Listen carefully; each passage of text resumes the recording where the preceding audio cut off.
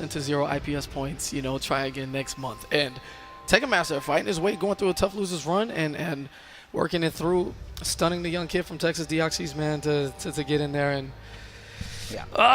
just piece by piece with a weird set of characters. You see Brainiac here, you see Atrocitus, you know, it's has some other characters in the mix. He spends a lot of time complaining about it, but instead of complaining about Tekken Masters complaining, we're going to throw it back to Joshua Gray and get you ready for these intros.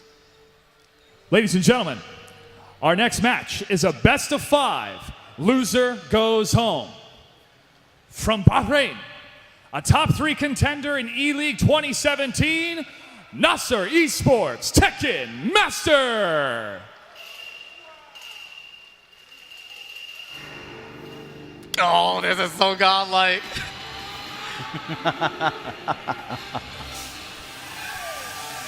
He's like an eighth of Atrocitus' actual size. He's going more for the deck right. size. Tekken Master. Tekken Master is actually deck star. This is so good.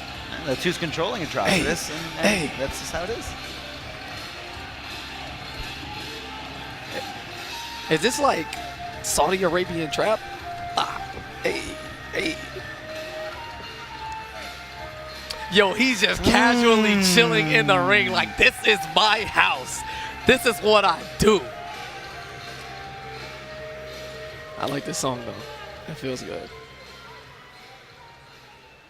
His contender from Lorain, Ohio, a top 4 contender in E-League 2017, Forever King. Now this man is the, oh, wait a minute, hold on. The androids are in the building. What a nice DBZ. It's the king. Forever King, known for his permanent smile and peace signs. There you go, back to back. And his throat slice. You do love his throat slice. He might be one day too early on the game. There Ooh, it and there, is. yeah, I called it. I called it. Of course. Can I prop to that one? Yes, absolutely.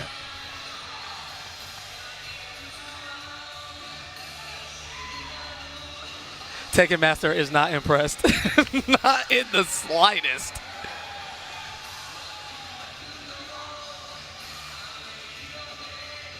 And you know what?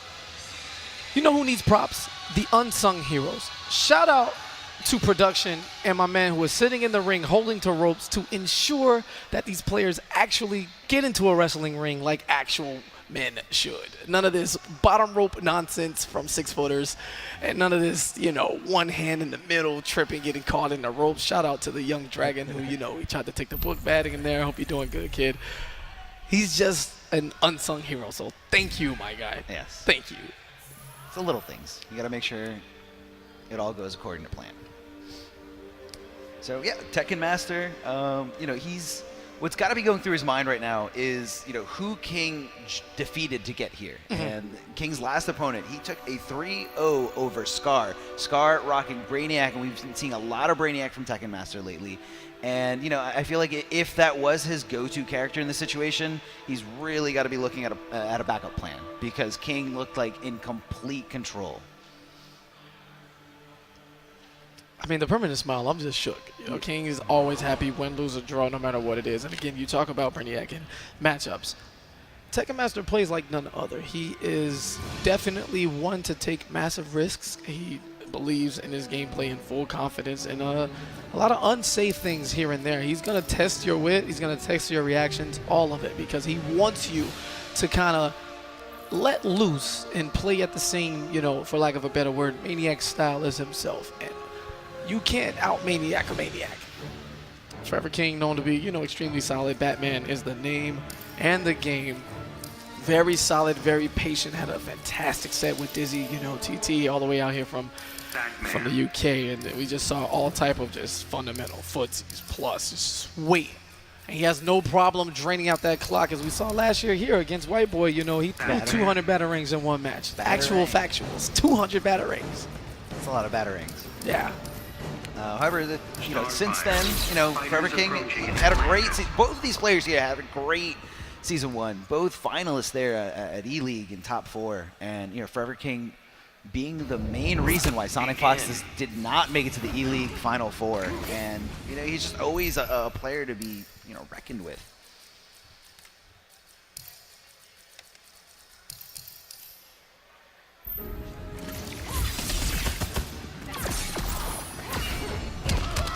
All right, and you can hear the sounds of Starfire on the screen. Tekken Master, one man who, I know, but you know, on a crusade against this character. What do you do if you can't beat him? Join him. That's old people saying, because I'm old. I mean, it's one of those things where you can sit there and complain about a character, but there really is nothing stopping you from picking that character. That Batman mask is so sick. Anyway, 50-50 to start the thing back. When Starfire lunges for that forward 2, she can either continue on the forward 2-2, which is the overhead splat, or she can go for the grab. Pure 50-50. You don't get much damage off either one of them, but Forever King has the philosophy to always take the overhead, because it just splats you and you don't get tossed full screen to where Starfire has the advantage for her zoning. But to see him get opened up by this, you know, weirdly, you know, just surprising right now as he uses the mechanical bat to clean up. But again, the wake up Tamaranian charge, evasive hitbox just flying into the skies as Starfire's in full control here. Great meter burn roll on the read from that Stardust. A lot of recovery on Starfire's end and Forever King. Knocking on the door for some offense. Hasn't quite put it together as we see Batman do consistently, especially with the trait to cover all of his, you know, shortcomings. Tekken Master just pushing him away here, chipping at him little by little. Doesn't want anything to do with Forever King because he knows once it gets started, you can go from a vortex to a vortex to a vortex.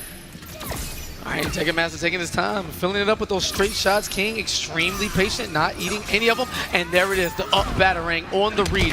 Get the continuation for the combo, and patience earned him that combo as he jumps with the follow-up 3 to, you know, catch Starfire. I'm not sure where that hit her. She was actually like gone already, but that's okay. That's the Tamaranian charge. That's the magic of the Tamaranian charge. Got it. It was probably the hair.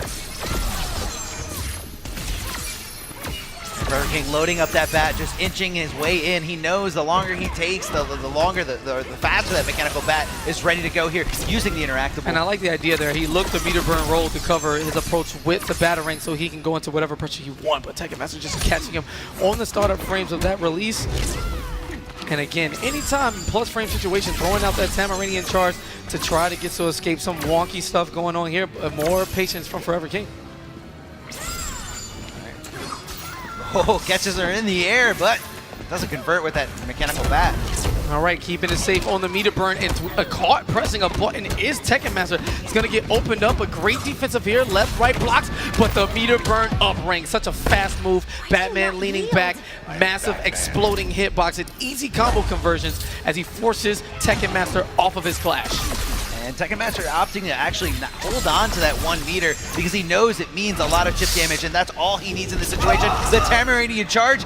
And the raw 3, raw 4-3 King is in there. One touch can spell game, but Tekken Master defensive only, no bar. And here comes all of the special moves. King refusing to give up. One guess and a dream, and he finally opens them up. You cannot block forever as the King pounds his chest and steals game 1. What a fantastic comeback. And it was just all composure. It was all patience, and Forever King showing why he's one of the best in the business here. Oh, wow. Down 2 into trait cancel the smart stuff. This time on the offensive, but Tekken Master is going to have to come from behind, trying to go for the ambiguous stuff. There's the parry, and he just has all of the reads on Tekken Master here in game 2. You know King's feeling himself when he throws out that parry. He's in complete control. He knows what button you're going to press, when you're going to press it. All right, big time chip damage and pushback from the Stardust into the meter burn character power. Charging up a back 3, trying to see where King is. He's going to react. No, throws him out of it. Mechanical bat gone. But again, Batman players always have one at the ready. There it is on the activation. In fact, gets the combo continuation because of said cancel. No background bounce, but it's okay. Adjust properly, more patience. Oh, hitting that down 2 on whiff. Here's Tekken Master. Tekken Master's trying to get something going here. He's got to watch out for the mechanical bat. Wow, and very unfortunate situation. Tekken Master did recognize the first part of that string whiffing. However, instead of going for the button, dashing forward and eating the rest of it into the corner. Stand 3, looking for the meaty stuff. Okay. Tekken Master's anticipating a lot of jumping here from Forever King, and Forever King just pretty much keeping his boots on the ground, refusing to go to the air because he knows you're defenseless up there. All right, big back three from Tekken Master, slowing it down himself, not quite filling the screen as quickly as he once did before, as Forever King has seemingly found out his pattern. Zoning, such an intricate game, and you can't just toss projectiles out, you know, mind-numbingly dumb. Well, maybe you can, but you're going to get blown up for it. At this level, it doesn't work, and he's going to have to find a way to fix it up. Continuing that very tricky conversion here, it was Forever King looking a lot better than he was last game, but even in that last game, he still took it. Oh, and blocks the slide, but can't do anything about it. The bat to cover that approach. The character power chasing him down. Nice air-to-air on the reaction to the interactable leap. Here comes the wildfire. Okay, slow down, baby. It's okay. Really thinking about that. Use the one bar to prevent Forever King from getting back an additional 10%. Yeah, and Starfire not really struggling in the meter building department by any stretch of the imagination. So much projectiles, so much chip, multi-hitting specials, and an immediate Let us clash. end this. I'm way ahead of you. And King holding on to that one bar because he knows that one bar means a meter burn grapple that he can convert right here before everyone, but he drops the follow-up. Yeah, because he didn't deserve it. When you do wake up grapple, you're actually going for the God read, and he wasn't ready for it to hit. Now, corner pressure, one side, super ambiguous, push block instantly. Into the corner he goes, yeah, and a little too low. The mash of the down two, and King again for the dramatic. And that's a trade there, projectile for projectile here, but And can't take much more chip. Another Stardust will end this. Doesn't have enough advantage on the bat to get in. No punish, but Tekken Master still getting opened up low and failing miserably in these clutch situations has allowed Forever King to advance to a commanding 2-0 lead. My man's is shook right now. Look at Tekken Master. yeah, no, he's definitely evaluating the situation My here, man going to is the shook. character selection. But you know, it was such a close 2 games. You know, you really can't be too quick to jump away from this character. I feel like he had it. Probably learned a lot in the process. Probably learned a lot in those first 2 games, and you know that's why he's not so quick to hover away from Starfire. Taking his time to think about it, because whichever character he picks, you know, if he gets the win, he's going to be locked in for the rest of the set. So, King, you know, notably not going to switch off of Batman, but we have some issues. I think he's asking the Oh, crowd. he used who the should- lifeline. Yeah, there Sick. you go. Ask the crowd. Yo, tell him to pick Cyborg. Just go with Joker. It worked last year. All right, and Alexa to stay with Starfire is Tekken Master as we go into a potentially decisive Game 3 if King can put it together. A man who just refuses to wake up until he has less than 20 health. It's worked out so far. As we take it to the streets of Gotham City, home field advantage to the young man from Ohio. And look, just floating over that back two. Great bait. Wake up slide. He's feeling yourself. Up slide goes for the 4-3 and No, no, no, somehow no, no, Tekken no, no, Master no, no, blocked. no. How did he Not block only that?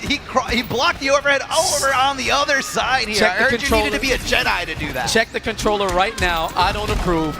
As King gets a continuation on the combo, picks it right back up. The neutral stopper, that mechanical bat chasing Starfire down on the recovery. Using the interactable to just kind of implement that jump and kick, that dive kick that's just so good. And the back three to chase down the backdash of his own. Tekken Master trying to make this a slugfest now. Forget the projectiles. Let's swap hands. All that chip damage here. Tekken Master off to a much better start here. Looking like he's taking a commanding lead, or a slightly commanding lead. But Forever King does have 3 bars, or nearly 3 bars, ready to go. Those 3 bars do mean opportunities and resources for him. Slowly walking Tekken Master down to the corner, possibly waiting for that Tamaranian charge. Is Tekken Master gonna give it to him? Tekken Master gaining a lot of mileage here on his second life bar, as he has about 62 health remaining on the first one, and gets hit with the bat trying to escape out. Not a bad chunk of damage to take with him. Standing by that unblockable, interactable. Yeah, Batman, the police aren't your friend here. Starfire is in the building. Not gonna clash. Here's the restand. Up battering for the massive plus frames. 1-3. And that time whiffs the throw. Tekken Master a little risky. push yourself harder. As Batman challenges Starfire to push herself harder. I mean, can you not? Okay, anticipating the wake-up grapple that Forever King gave again right after the clash, just like he did in the last game. So Tekken Master and adapting this situation. Yep, Getting there it that is. back. And doesn't keep it unclashable because he has the meter league. If he expends both, he's going to take an additional 15% from King, depending on the choice. But no, gonna keep it. Looking for a restand, a reset, or meter burn roll, which was easily sniffed out. Down one for the win. Tekken Master, seemingly with the right choice, sticking with Starfire, is now on the board. Now Tekken Master is locked to this character. King free to go, you know, anywhere he wants on the character select screen. But I don't see him going anywhere outside of Batman. This is the Batman specialist here. All right, the Tamarind charge right out of the plus frames from that cancel into the back.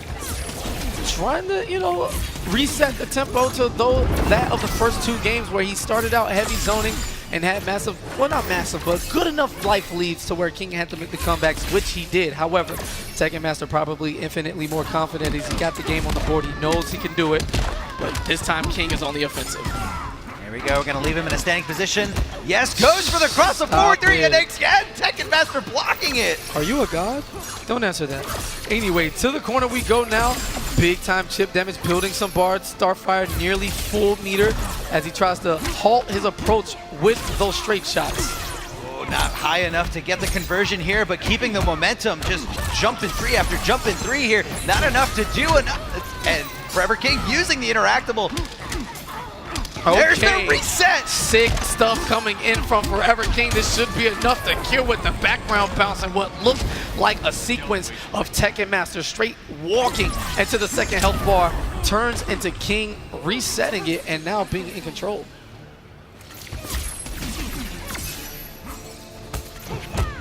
Oh, blocking the overhead here. Baited. Big kryptonite punch. Yeah, I instant. feel you weakening. Don't be so sure. Now Tekken Master gonna use a bar to get 50%. Yes, he does. He's got his full red health, but Forever King still holding on to his clash. And, you know, I don't really see a situation where he's gonna have a chance to use it without risking getting damage dealt to him. Yeah, great cancel there on that special into the character power. Surely to be punished on that jump in from that Stardust.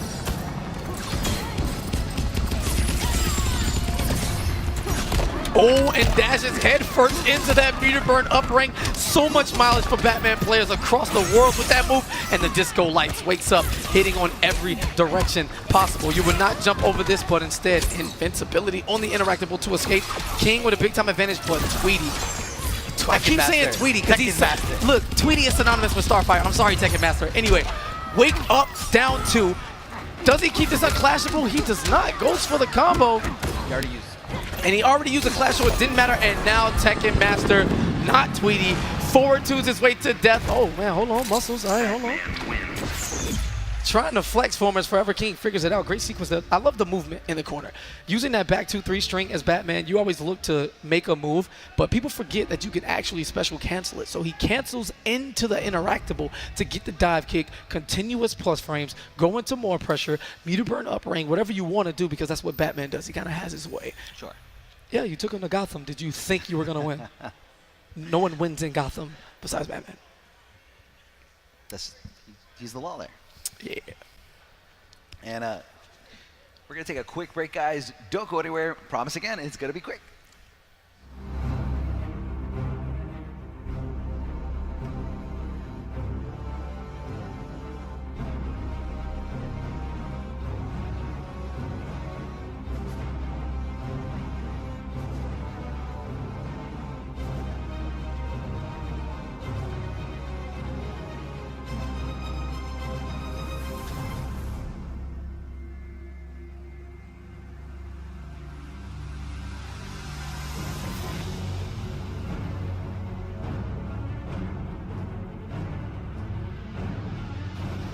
Welcome back, guys. CEO 2018. This is the top 8 for Justice 2. We're down to 6 players. And, you know, farewell, Honeybee and Tekken Master. Great showing all weekend, but unfortunately, everyone but one person has to lose. Yeah, there's only one title belt, unless you're a god and you just play like every game and win, which is extremely possible. But We are whittling it down. I hear Starfire on the screen once again. We're going to hit it off to the losers semi. It's going to be Sonic Fox going up against Biohazard. Losers quarters, that is. And Starfire against Red Hood. You remind me of Dick Grayson. I don't think so, Corey. It is all in the way that you fight. Begin. And one of the sickest character designs I've ever seen in Red Hood. This guy is so fluid. I just love everything about him. And then down 2 up knife into the mine as Sonic Fox looks to take him to the corner. Drop. Very uncharacteristic, but again, great defense here from Biohazard. And the Tamarinian charge to get out of the corner here. Sonic Fox not anticipating him, and he's finding himself in a bad spot. But just lunges forward, a whiff punish here by Biohazard, but not doing too much damage.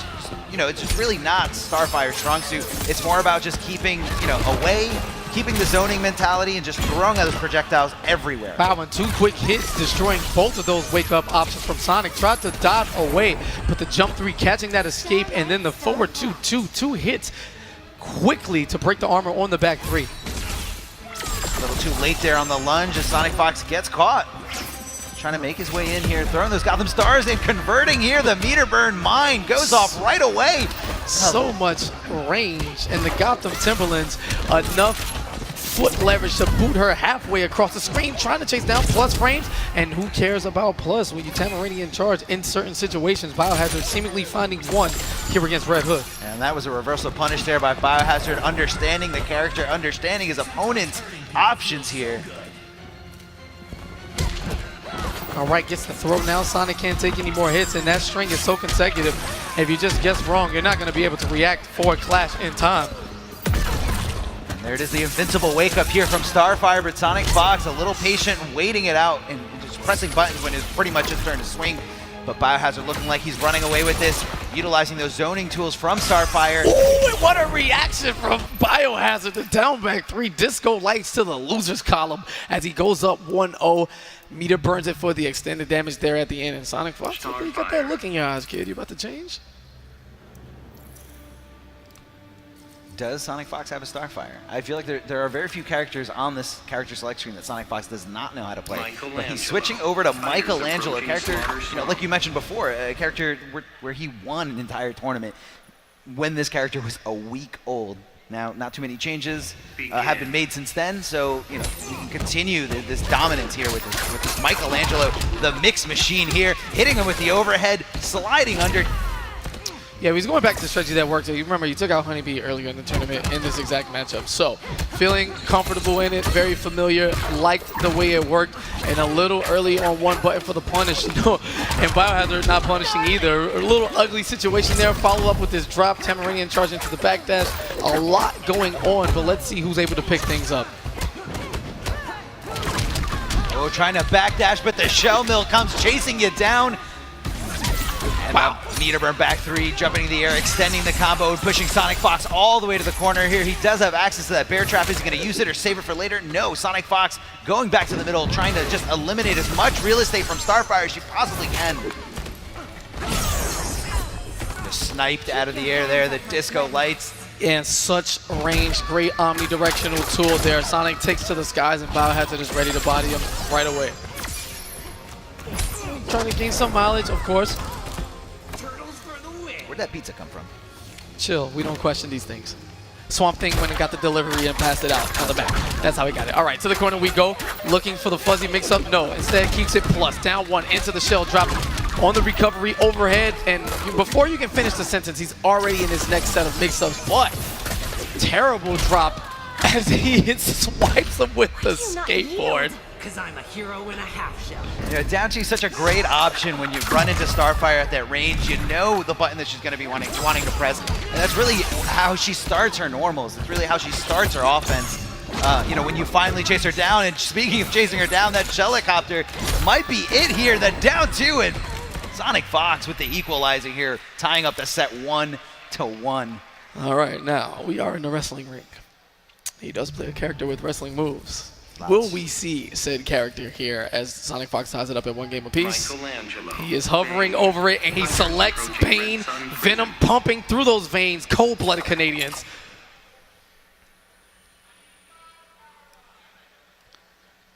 Lots of venom, lots of armor on all those special moves. When it is activated, you can hear it every single time, and you can see it at the bottom of the screen when the forward dash gets snuffed out here by Sonic Fox.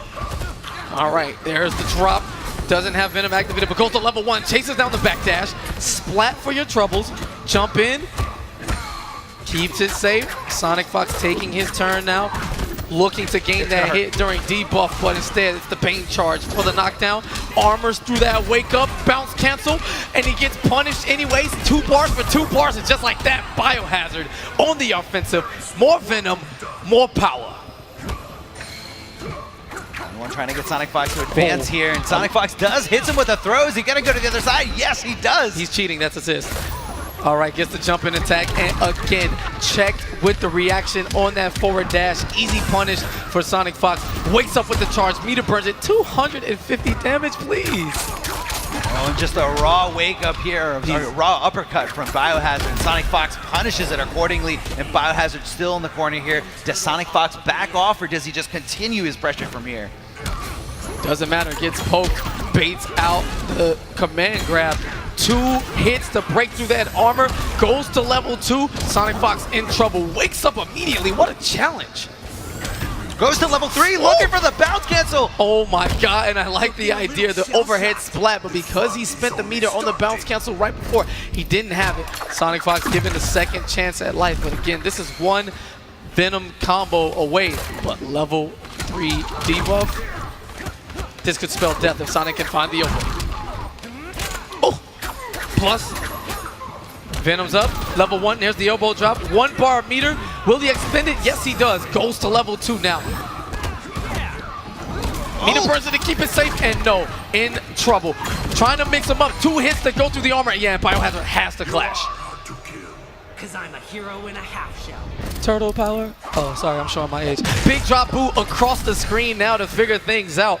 Debuff, fighting with it on, but doing no damage at any other point during the match that would have killed, but instead, he is now forced to guess. Venom coming back, 1 mistake, 1 read on the knockdown. What's it gonna be? Level 3, and dashes through the headbutt. Biohazard taking advantage now, 2 games to 1. Amazing. He is ready. He is ready here. Came down to the wire, and Biohazard looking like he's going to avenge his brother's tournament death here. And, you know, he's going to... Yo, that gear is so sick. A lot of back and forth, some tongue twisting at the character select screen from both of these men. Sonic going back to the Red Hood. That quick shot, quick 2 hits is good against the armor, the air akimbos, all type of tools, you know, the momentum, the movement, all of it for Red Hood as he checks him with the trait.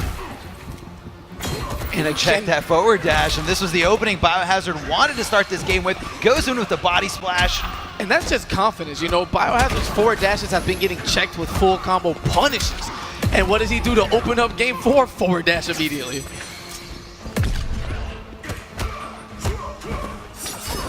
All right, Sonic with the right read on the command grab, looking for the throw of his own, but the punish. Biohazard now, oh, and dived out of there. We're all good. 1 frame startup, boys. Yeah, I feel like Sonic Fox went with this character because he's got a great, you know, defensive wake-up attack. He can lunge away from his opponent if he wants to, and let's see how it's going to play here. He will lunge closer to the corner. No, lunging right at Biohazard. No fear at all. All right, gets grabbed. Doesn't matter if you fear it or not. Getting planted into the crystal. The spinning DDT from the air. And yeah, Biohazard just throwing out specials now, trying to get the job done. Level 1 D-Plus going to come back really fast. And a nice swift kick to the legs. Biohazard knew that's all he needed. Not too much to risk there by just throwing that normal out. The down 1, such great range here. And Sonic Fox. And yeah, these are easy hit confirms. Tossing out the Gotham Stars as Bane is dashing back and forth. The Cinderella dancing, splat from the elbow. Regular wake up, yeah, and Sonic wants nothing to do with that. The push block to get him away. He's trying to wake up, but these armored moves, while that Venom is active, Sonic Fox finally able to get rid of that gray health. Biohazard just biding his time, waiting for his opening, being as patient as he possibly can. Just trying to walk Sonic Fox closer to the corner, but you gotta anticipate that interactable. Will Sonic Fox use it, or will he lunge right at him? Will yes, he get he uses the chance? it! He 1 to touch and a dream is all it takes. Now, no clash, Biohazard. Well, let's see how much meter he has after this. No, elects to spin it, doesn't let him recover an inch. Oops, background bounce.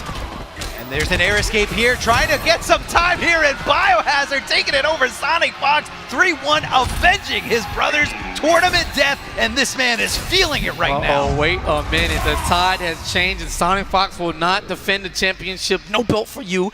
In Injustice anyway. And the young man, the Venom charge, Bane pumping. Canadian avenging his brother, as you so eloquently put. But Biohazard now, how threatening is he coming through the losers bracket? Well, I mean, you can look at it two ways. You know, we've talked a lot about how the strange Sonic Fox factor, the statistic behind the fact that anyone who's eliminated him from a tournament has never moved on to win the entire tournament. Facts. This is facts. So is it, is it a metaphorical grenade that Biohazard just laid on, or is this the confidence booster that he needs to shake off that 3-0 defeat again from Tweety? Yeah, still has a long way to go. Again, Tweety and Samij will be our winners finals. Forever King still alive on the other side. You know, it's getting tighter. Yeah, it is. And we'll see how these matchups flourish as these guys, find a way. Heavy zoning a lot, but when he made the switch to Bane, you can see it night and day, able to capitalize on every situation, on point with the reads. And Biohazard just deservedly so one of Season 2's shining stars without question as the shift in the tippy top of the Injustice landscape continues on. Biohazard is, he's got to be feeling it. But, right now, what's going on through Tweety's head? I mean, I feel like out of everyone else who was left remaining there in the top 6, Tweety probably feared Sonic Fox the most, and Biohazard now responsible for eliminating Sonic Fox from the tournament. I think Tweety's going to be feeling it. I don't think Tweety has to be worried about anything. No. He is the man to beat here. Yes. He is the combo breaker champion as we take a look into the bracket here. Gross going up against Forever King on the other side of that losers round 2, and Tweety versus Samij. Just we inch closer now. Forever King is... Don't get too crazy about the format. He's in other games doing his thing, trying to bounce back and forth like the god that he is. So, in all likelihood, we're going to be settling into Gross and Forever King to see who's going to meet Biohazard in the losers semifinals. Now, Gross just fresh off that defeat from Samij, a very clean 3-0. So, this is a true test to how strong you are mentally. Can you shake off a defeat that terrifying, and can you stop the momentum that Forever King is feeling right now, taking it over Tekken Master over so many clutch situations down to a tiny little pixel. When you come out the victor there, you feel so good, and when you come out the loser in those clutch situations, it is a very grim feeling, very defeated It's such feeling. an evolution to watch these guys come. These guys both hailing all the way back from the MK9 era, and you can take this photo any of the past 5 years. I mean, they all look wildly different now, but it's just a beautiful thing to see, how far everything has come. All right, traits up, and Gross going with thou who shall not be named by me. You can call him out. All right, that is Aquaman. Everyone loves him. Everyone loves his down 2, very standard and, easy to use anti-air. All right, punish on that tentacle strike with the slide. Great stuff, Forever King. Looking for something here, looking for the overhead, and a great block by Forever King, knowing the ranges of Aquaman, knowing that, only the overhead can reach him at that point, and the back one, never mind, walking right into it. The Trident Rush to continue the combo. That's supposed to be easy to block offline, but everyone gets dunked every single time. The King of Atlantis showing off his skills with that Trident to the dome and not watching his legs. His King getting scooped up. That is definitely true. You got to watch out for that forward 2 of Aquaman. So pesky here. Yeah, and this is 50-50s in the most basic form. Forward 2 or back 2 from Gross, playing it real simple, real solid. Actually, really clean Aquaman gameplay so far. Great punish, though. Oh, going to the other side. The delay wake up from Gross, making Forever King mess up the timing and was perfectly able to punish him here. All right, this time he's going to get the full combo because he has the bad act of restand now. Forward 3, Gross electing not to activate the Water of Life. He's going to save that trait for a better opportunity. There's the overhead into the Trident Rush. Meter burning it, keeping it safe. A lot of chip damage. Nope, no combo for you as the Water of Life comes to save Aquaman from being launched. He still does take the damage, but the animations keep him grounded and allow him to break the next hit in the combo, to block, excuse me. Yeah, exactly. So just kind of like a get me out of this combo situation, but so much chip damage. And Gross again caught trying to get the down two. Now those mechanical bats have very little to no block stun, so Aquaman having an extremely fast down two. Gross looking to mash it out before Batman can come down with the jump, but King's spacing and his timing on the release so clean. He is bullying Gross here in the corner. Gross looking for that jump into that extended range of the normal, and again punishing the the tentacle strike. I'm not even sure that I've ever seen meter burn slide used as a thing for Batman. Obviously going to get some mileage here, and Gross swinging for the fences with that big back three bounce cancel. Doesn't quite work out, but he does have King cornered. Checking him now. A lot of respect from Forever King. Here comes the meter burn on the Trident Rush. What is the guess? That is so much chip damage there. Getting the trade and knowing that it's his opportunity here. One guess, looking. Gets one bar. Oh, risky jump there. Could have caught the explosion, and too far for the punish. Back two into the overhead bounce cancel, and Gross with that stare into the crowd like, yeah, I did that. Poise, I got those. Comebacks, I do that. There's an incredible comeback here, and Forever King going straight into restart. Confident in the choice here. He feels like he has the matchup control. He has it here, but that down two is telling me a different story. Yeah. Gross just sniping him out of the sky. Forever King trying to find his way in, and he gets the slide, the reversal punish, and again the delay wake up there from Gross, really getting him so much momentum. All right, keeping the water of life out. The bat does connect, but unfortunately, no forward three connection for you, King, as he stays grounded, checking again instead of going for the slide. Wasn't quite sure on the range. Just wants to get that bat out, changing neutral entirely. Gross is just waiting for it here, but again, just giving him the tentacle strike and that punishable range here. Forever King is loving it. There is the reset. So much chip damage. Does get out of the combo, so he can stay on his feet and keep his game plan intact. Yeah, the insurance policy of the Water of Life. You see Gross, he's playing the patient game and staying away. Once his trade is activated, he's free to do a little bit more risk. And a trade there, wake up on top of wake up. Chip damage territory now for Gross, just waiting. Great avoidance from King, but he got a little greedy there, activating that mechanical bat. Gross is ever to get some free chip damage now. Too far enough for the slide. Dashes up, chases him. The basics. Back 1, 2, 3 into the Trident Rush. Chip damage galore. It all adds up. He's just going to back off. Play the patient game. Trying to get outside of that range. Throw out a tentacle strike. There we go. Forward dash to cover the space. And Forever King's looking for that tentacle strike and looking for that oh, that was actually really smart. Knowing that he doesn't want to block it. Blocking is going to be an option where he's going to take too much damage, so he backdashed and got away from Forever King, but Forever King closing out the round and trying to tie this all up. Gross is looking good right here. Got a lot of meter to work with here, using the meter, expending it for the meter burn Trident Rush. So much chip, and I like the idea of Gross looking for that anti-air with the meter burn back three, but the two hits, the jump in, plus the bat. Again, such greatly enhancements to Batman's arsenal. Once that bat is out, changes all aspects of fighting games as you know it. Trident Rush into the down two. Ready to negotiate? By Neptune, I won't yield. One bar on Forever King's side, gets him 50% back, gets him a little bit more breathing room here, but Gross looking to take that completely away from him. All right, mixing it up there, continuing the string for the overhead. It's gonna get comboed. A little drop here, maybe the nerves, maybe it's just all this pressure here. CEO top 8. And the wake up Trident Rush, that is enough to do the job. Gross up now 2-0. You know, when I woke up this morning, I didn't think I was going to see Gross playing Aquaman in top 8. Yet here we are, a matchup. And the character who you forget, you know, people have in their arsenal, Gross has always kept the Aquaman tip top with the basics. You're not seeing crazy mix-ups, you know, forward 2, back 2, back 1, 2, 3, Trident Rush, meter burn. It is the basic form of the character. And although he might not be as proficient as someone who's put 120 hours into Aquaman, Sure. but he's equally, if not more successful with it.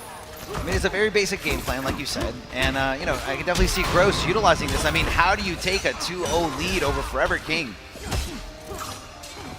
with a character you don't even currently main? Yeah, the highest level, man. These guys are all so good. They can dance around the character select screen and just pick somebody up one week, and then they're just the best in a couple of days, man. It's great testament to the dedication and the grind that, you know, these men and women are putting in, trying to qualify for the finals. No tech roll there by Gross, but back-to-back back threes with the meter burn, armor for armor. Reactions. Oh, in the wake-up slide raw, in the wake-up scoop raw, and we're going into ugly territory as we slug it out here. Tentacle strike, forward dash up, looking for the jump read is Forever King, but Gross gonna stay grounded. Looking for the tentacle strike and the reversal punish. That's been doing so much work for Forever King, but it just, those first 2 games, it just wasn't enough. What does he have to change about the situation to get that win, to edge that win over Gross?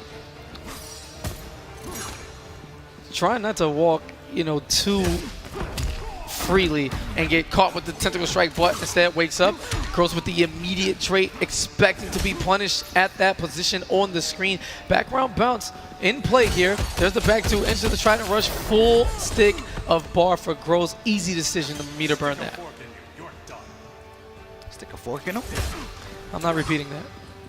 So Forever King looking for the anti-air there with the up battering. I feel like that's the battering I haven't seen too much in this matchup. You know, Aquaman likes to keep the game on the ground here because he knows that this is where he excels the most. And in front of a background bounce, you gotta watch out for that very quick down 1. And Gross doing so much damage here just for 1 bar. Yeah, just side 500 on that punish coming from that 6-frame down 1 into the background bounce. And Chip, yeah, he's gonna love to be in these situations. Has 3 bars.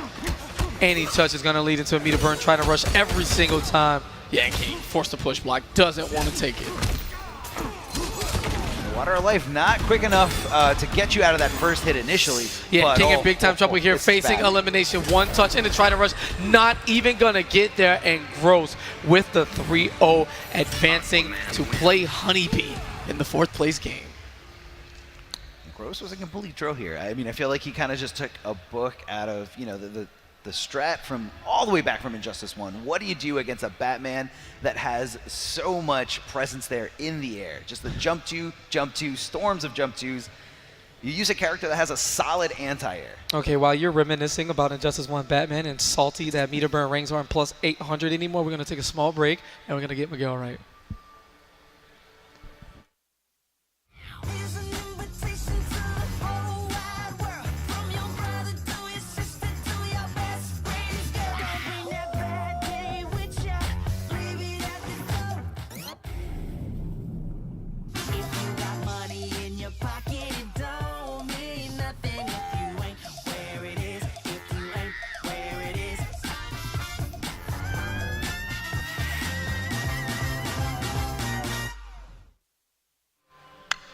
All right, we are back with the winners final Noble Team Showdown. It is going to be Tweedy, IPS ranked #1, going up against Samij, trying to find his way there. He had a 9th place performance at Combo Breaker, redeeming himself and looking to defend the house. Yeah. You know, we can't let you non-Floridians walk out of here with the title. It's just not okay. You can have the IPS points, but this is our house. So he's going to try to get the job done.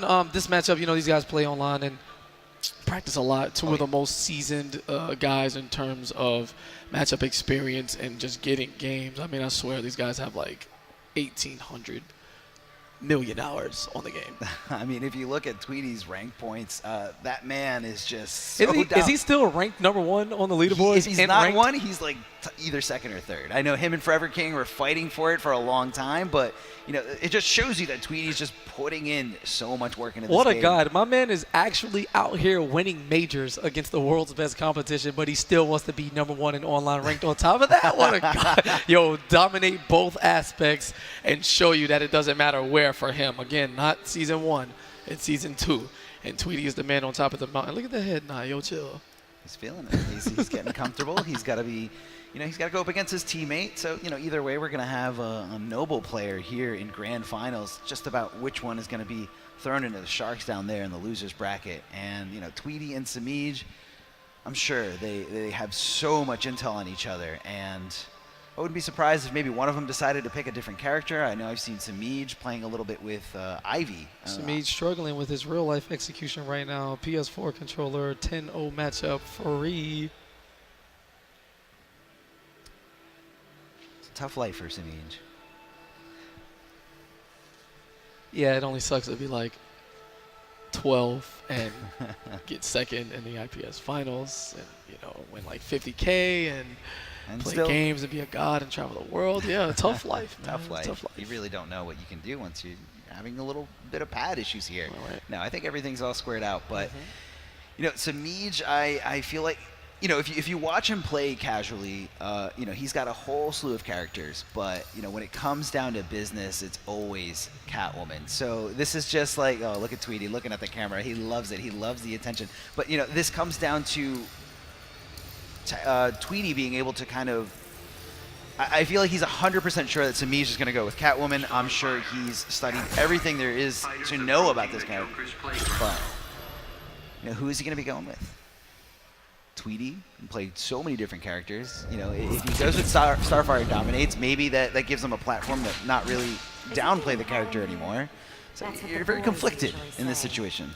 Begin.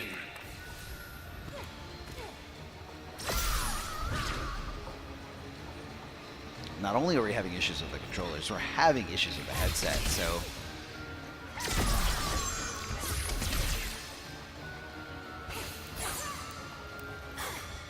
and I do hear a lot of Starfire, so I'm pretty sure. I mean, now Samij also a player who's familiar with Starfire. We've seen it a few times, and maybe he can get through and expose a few of the things that Starfire is, lacking. Show me But what you can do. How do I know you're a worthy warrior? I always land on my feet. Begin. I respect it as he starts with the down one into the whip trip, now playing the spacing game, and a lot of respect early from Tweety. Samij goes for that raw empty jump into the throw, taking his time. Wow. Anticipating any jump attack. Tweety wants nothing to do with Samij's aerial game. Catwoman, so much range on her jump normal. And that whip putting in a lot of work this tournament. Great block there, ambiguous stuff. Plus on the interactable, but again, it's been a theme of this top 8 so far. You see that Tamaranian charge going through any plus frame setups. It's all about where it puts Starfire's hurt box so quickly. You can really just kind of make things whiff. And it really just, if you're not expecting it, if you're not labbing against it, you're gonna lose. But here we go, Samij understanding the matchup Cooked. and understanding what to do when you put Starfire in the corner, and that's just mix. Plus frames, keeping it going, no charge there. Meter burn, back 3, chasing down the backdash is Tweety, but A little bit of a weird drop. properties there, yeah, combo, didn't quite combo. Good block here by Tweety, recognizing Catwoman, went over to the other side. A late meter burn here on the Tamaranian charge, but it is still safe. All right, spending a lot of meter here. His resources in general is Tweety, all worth it in the end. She bullies her way with hair flips and trait cancels into the corner. Samij now trying to fight back. There's a down one from Starfire. 2 hits on the hair flip. That back 3 a little too slow to fight through it. Can't low profile it as it once did before. And Tweety, highly offensive right now. Highly offensive, but really lacking on the meter here. Samij has all the resources in this situation. 3 bars to go, and he's got Tweety mixed up in the corner with a Is cross something up. distracting you? This how you ask me?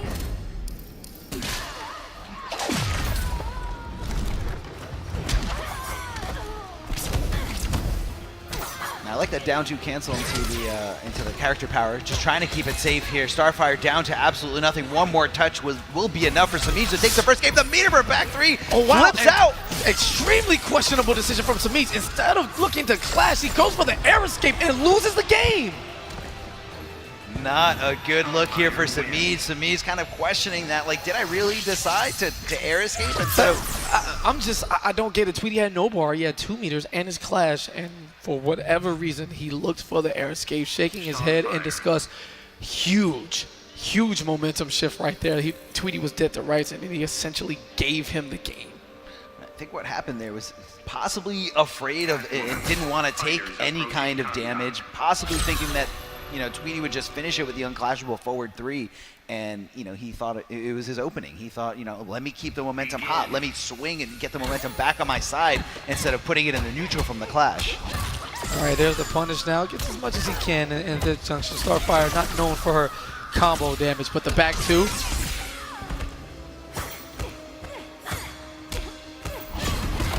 All right, meter burns the hair flip.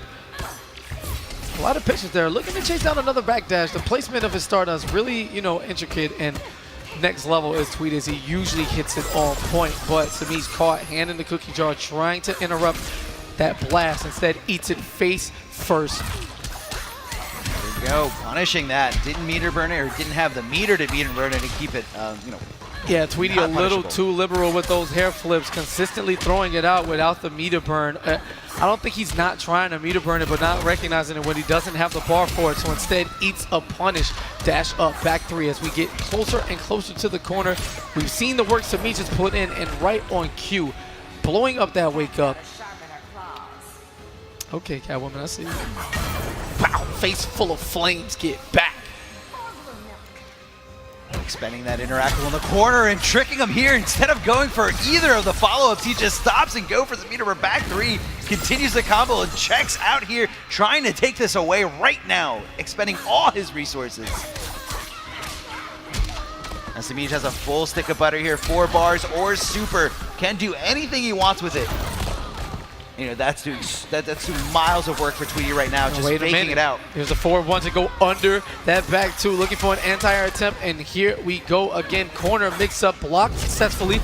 Charge out of the plus frames, but Sami's gonna stay patient. Has 3 bars of meter, a full stick, and dies with all his meter and his clash. It is not a good feeling here. So many unused resources, untapped in that entire last round here, and Samiij shaking his head, checking his phone. Now I did hear that Samiij. I mean, there was definitely nothing on the phone. He definitely didn't like really look deep into the phone. It's just, you're at the point where you're trying to figure something out motion-wise, you know, get it out of your head and pay attention to what's really going on, because you gave away game one. That's just facts, so no question. And your resource management it's not acceptable, you know, for a player of his caliber. You die with full meter and your clash is just like, ugh.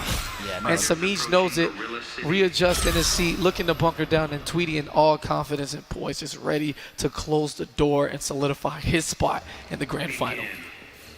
Samiij sticking to his guns here, sticking with that patented Catwoman, the Catwoman that was responsible for getting Samiij all the way to second place in the IPS finals here. Samiij finding his footing here. The background bounce is in play. He's going to be using it to extend the combo. And the splat here, and he just knew the Tamarini charge was coming, and he knew again. This time, is this Samiij? Is this where he's been hiding this whole time? Just here in Gorilla City. His meaty timing is definitely on point now as Tweedy gets the reversal throw into the corner. But the wake-up forward dash, extremely confident. Big alpha moves here by Samiij, just relentless rush down and not allowing Tweedy to rethink.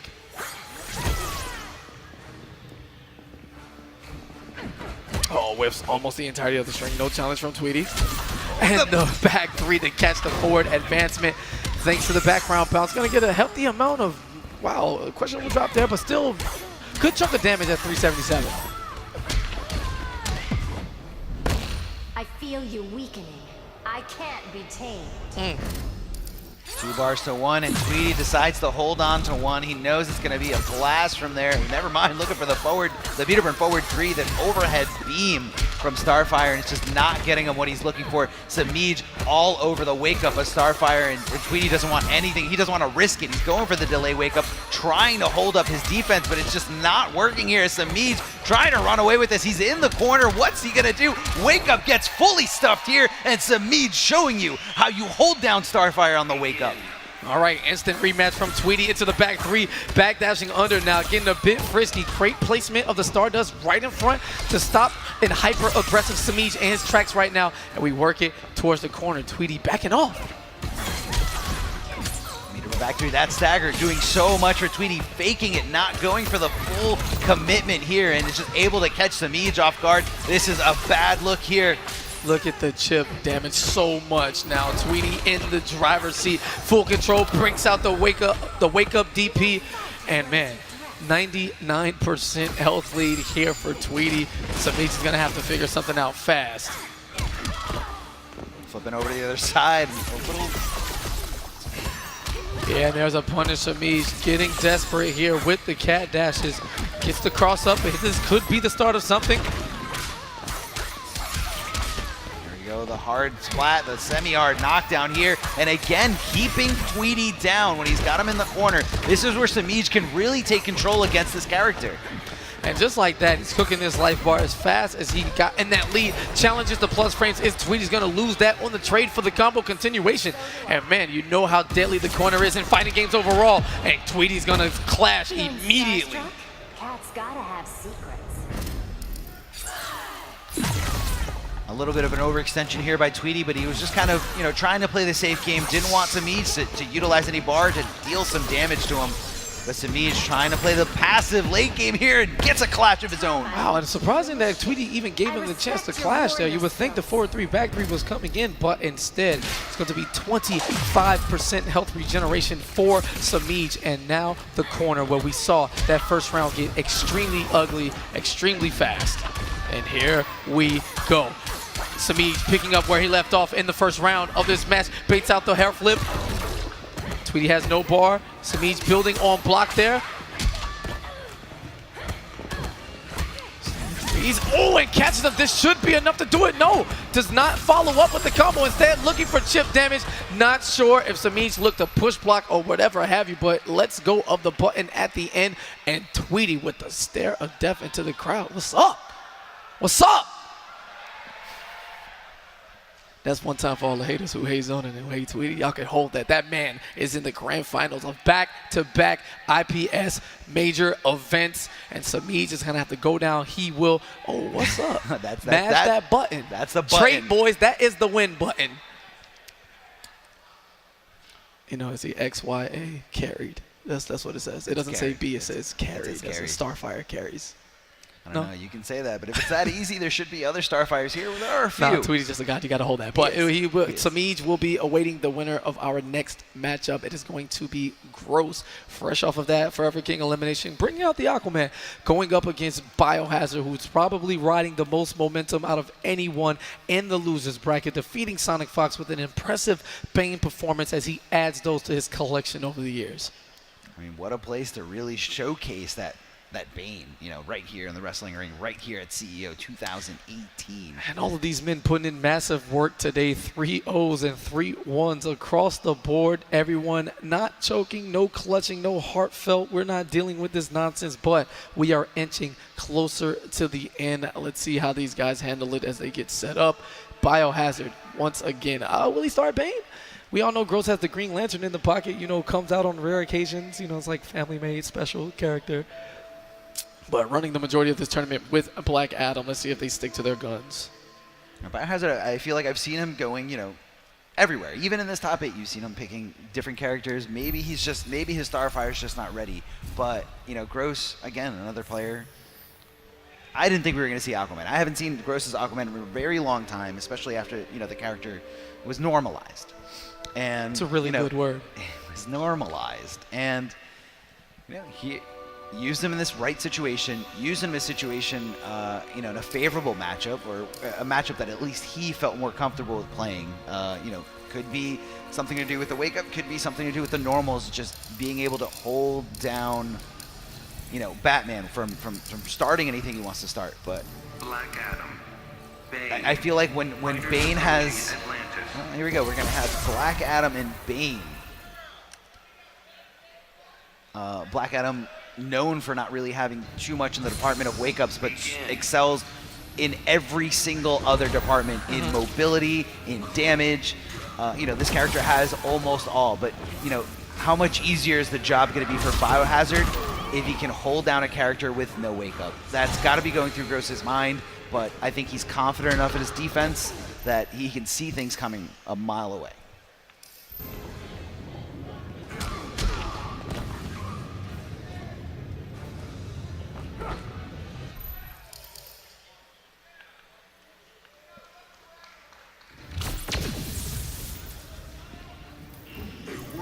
Test of strength. You're no match for a god. Even a god can be broken. Let's go, a pipe. Bane is ready to get the job done, but East afford 1-2 to the face. The god showing that he is no match instantly as Gross maxes this damage out. 433 damage in the boot stomp to the chest. Going in with the elbow drop, and it gets a full combo punish here thanks to Black Adam's. He meter burns it. He wants it all. You are definitely no match for a god so far. This Ghost is just going to back off, keeps it safe, reads the command grab, and yeah, here comes the win button. Who's the actual god here? Oh yeah, the King of Kahndaq. Playing the neutral game with those lightning hands, great horizontal hurt box to try to check your opponents on the way out. And again, Gross with the hyper galaxy brain reads here. He just knows everything Biohazard wants to do. Are you gonna let him play, Gross? No? All right, cool. All right, 1-0. There's the win button here. That was Snap of his fingers and the trade, foot diving his way right in, just cleaning house here. Biohazard not feeling good. Didn't even get the opportunity to really knock him down. Now we've seen Bane sets being complete polar opposites of each other game to game. I paid the same amount for that match as the people paid to get in this arena. Back on coming in, back dashing out of the command grab once again, and Gross just knows all of the reads so far. Like, how do you do this? Looking for something here, looking for that down two, and Gross backing off, doesn't want anything to do with that Venom. He heard the Venom and he decided to back off. Here's a punish for Biohazard. Can he get something started here? All right, now let's see how deadly Biohazard is. He finally got the hit, and that was on the same side. Wait a minute. That's why Gross freed him up like that in the first round, because one touch equaled death. And look how aggressive Biohazard is being, even with the debuff active, showing Gross he is not afraid to contest no matter what the situation. Plus frames into the follow-up now. Oh, just walking out of the distance, but getting clipped by that overhead. Low, once again, Biohazard putting on the layers into the mix-ups, but fantastic block there from Gross. That could have spelled death. This is going to hurt so bad. The level 3 debuff, and Biohazard still in the corner, getting opened up by that overhead, but no commitment here by Gross. All right, gets the continuation. Raw cross-up of the regular variety, just simply jumping over. But Biohazard now has Gross's back to the wall. Level 3 Venom ready to go at any press of the button, and a bounce cancel active, which could lead into a life-breaking transition. Plus, no punish on the down two. Instead, Gross gets the punish on the whiffed elbow drop and just wakes up. Why not? I mean, he did have armor breaking property still there while he was waking up. Very unfortunate situation. That forward 3, that twisting acrobatic jump is going to dive over the command grab. And whoa, swinging for the fences is Biohazard. Yes. Oh, challenging that forward dash. Gross ready to see it, ready to recognize it, ready to punish. All right, Gross still in big time trouble here. Bane is going to be able to recover whatever he wants, and we're talking about one guess as Biohazard stays extremely defensive right now, waiting for that level 3 debuff to run out, and he's going to be right back in this anytime soon. Armor activated in the meter burn, forward 3 to get through it. It's gonna hurt, but it's not gonna be enough. Tries to snatch him out of the air, and goes for it again. Whoa, very questionable hitbox there. He should have gotten grabbed according to, I don't know, probably everybody, and he just wakes up raw. What a decision from Biohazard. Risks it all on that Venom uppercut, which is full combo punishable by the entire cast, and he just knew Gross would press a button in that situation. Tying it up at 1 game apiece. Very unpredictable set.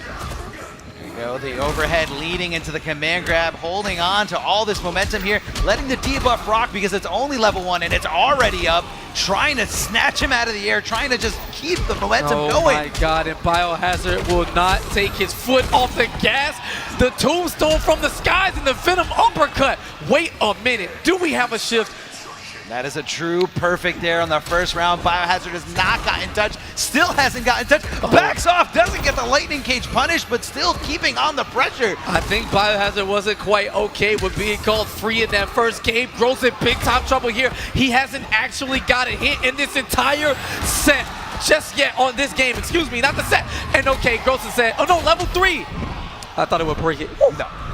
Desperation super. And not even gonna let it rock. He's gonna quit out of his own super to show Biohazard, you're not gonna perfect me in my home state, young man. Hold up. How do you even get in that situation when Yo, Black Adam has a character power like he does? The That was unblockable actually free, but like that super, I feel like the score should be 2-1 Gross right now because he hit it and he quit on his own super. What's up? a little bit of a little taste of the online ranked life. You know, you just Hey, wreck listen, someone man. 2 games, My then they man wake said- up with super. I would not get perfected. All right, and Biohazard on the tip of his foot. Great spacing, opens it up with a 400 damage combo, the ragdoll, and picking up exactly where he left off. Gross has not been able to play in about 2 rounds and a half, but the patented signature down 2 coming out, and Gross finally gets to open back up. Oh, gets the throw here. Knew Biohazard was going to be respectful in that situation, especially because Venom wasn't up yet. Looking for something here. Gets the end of the string. Biohazard just didn't believe he'd commit to the whole thing. Very scary situation there with that dash up. Gross keeping it plus now. A lot of respect. Dashing up into the 4-3 with that background bounce. This should be a big meterless combo. Doesn't need to expend any resources. 400 and a full screen presence. Now you gotta watch out. Biohazard does a full bar, but he gets punished for that dash. And again, Gross ready with his finger on the trigger, ready to punish him. Now this is the mark of like true like top guys. Gross got freed up in that last game, but he's able to shake it off instantly and come back with the poise and just stature to stay in control. Near full meter for Gross. Now we've seen he's done a super move, albeit in a very specific situation, but not afraid to use it. And can we talk about that trade Biohazard had with that down 2 totally in his favor? And Gross just wanted to stop the momentum here, wanted to reset it back to the neutral, using 2 bars to get 25% back and a little bit of breathing room, a little bit of real estate, and of course, forcing that debuff, taking a little extra chip there in that situation. All right, both patience for both men checking with the lightning hands. Gross trying to counter that down 2, but it follows with the command grab on the cancel, and there's the push block. Doesn't want anything to do with the post string guess, and now to the corner we go, left side. Meter burn forward 3, plus frames. Gross taking advantage. Great throw break from Biohazard. A great interactable there, just wanted to get him off, and again, the forward dash, Gross! I do not falter. Very important situation here. No clash for Biohazard. Any touch. Gross is going to be able to capitalize into the setup. Checking him with that low lightning. Getting as much chip damage as he can. And that's 4 punishes in a row on Biohazard dash attempts. And he's waking up. Gross tries with the wake up his own, but no level 3. Look at the damage. Great throw tech, but no. The meter burn up. Venom cut is just so ugly, so crazy on that situation. Clutch air escape from Gross, but not enough to get the job done. He is going to go home in 4th place as Biohazard pandering to the crowd like the true wrestling fan that he is. Banye getting the job done, breaking backs, tombstone power drivers, neck braces, all of it. 2 matches away from the title as the momentum carries on. He is now defeated both the 2nd and 3rd place point leader. First on the way, but can he get through Samij? We'll find out after this short break.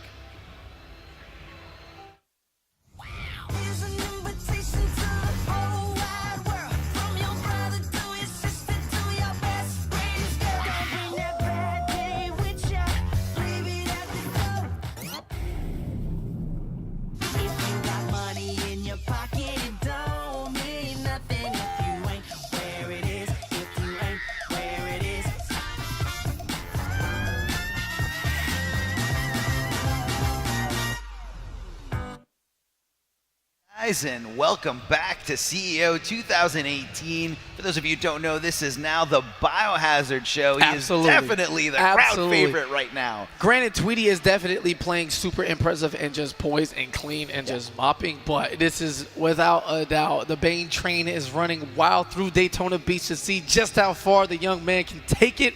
Going up against Samij now to try to spoil a noble grand finals is Biohazard riding the momentum. Now we talk about when we get into this section of like the losers and top 8, when you can keep playing, you're just fresh and hot and everything is going in your direction. Can Samij put a stop to it? You know, his set against Tweety was more about mental mistakes. Sure, You know, in terms of just straight up, you know, gameplay. He just didn't capitalize on the things that separate top players from the rest of the bunch, and Biohazard has been on top of all of that. Yeah, no, definitely clutching it out in all those tight situations here. And, you can even go back and look at Samige's set against Tweedy and just, specifically pinpoint out key mistakes that could have really altered that set. And, it could have been Tweedy in this situation here in losers. But that's not the case. Instead, Samige here fighting for his tournament life against Biohazard in the lower bracket. And Biohazard feeling fresh and really composed. And especially after that first loss against Gross, it was so dominant and so oppressive, so one-sided, and Biohazard didn't even really take too much time to think about it, just went right into rematch, right into the game, and cleaned him up 3, the reverse 3 out. Well, if that's how you want to play this. Begin.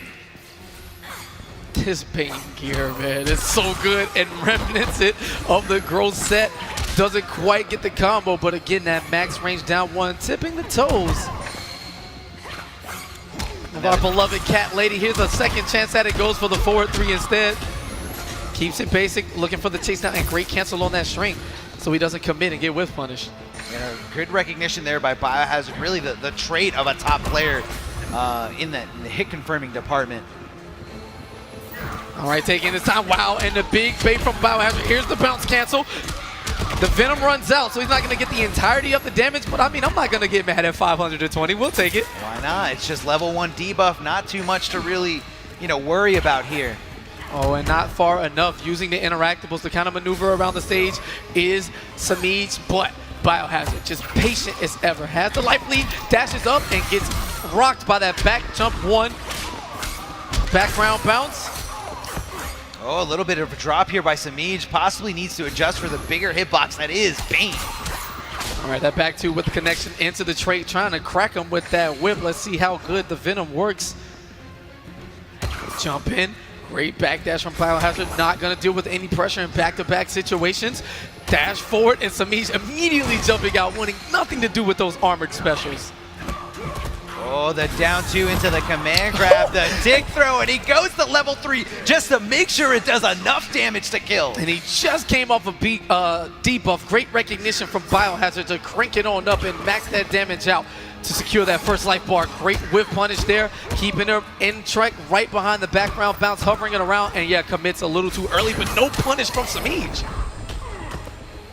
Samige tying it up here, not letting Biohazard get too far away with this lead. Samige does have a lot more meter to work with. So, once he does get that hit, it's going to be a cat dash or possibly another meter burn back 3, just like we saw there. Yep, and armors through the gap in the string. Venom is active and ready. A little too early this time. 2 hits on that stand 3. That heavy kick from Catwoman as we go into the corner. Now, this is where Samige has shined throughout the entirety of this top 8. Again, the tick throw and meter burning it to put her on the other side. Put her a little close to the corner, and she's got the audacity to swing on Wake Up. Samige, the machine. Cross up, bounce cancel, unclashable all across the board, and Samige not choking that one away. In fact, feeling at home in the corner, both offensive and defensively. We saw a slick, short delay Wake Up to come in between the Biohazard pressure, which led him to the combo to open up the rest of his offense. Completed it. One guess, Biohazard couldn't quite see it. Super ambiguous on that jump in, and he was able to see the hit confirm on the stand 3, bounce cancel into a W. We're staying on the same stage here. I think Biohazard does like the background bounce, that down 1, great range, great startup, and the fact that it can combo into the background bounce means great damage. All right, tossing the interactables not quite cool with the decor, and that time, instead of trying to jump away, the meter burn back 3 in between the tick grab setup. 2 hits as Biohazard is getting a little antsy, throwing out assist moves to armored moves to escape, but still in the corner.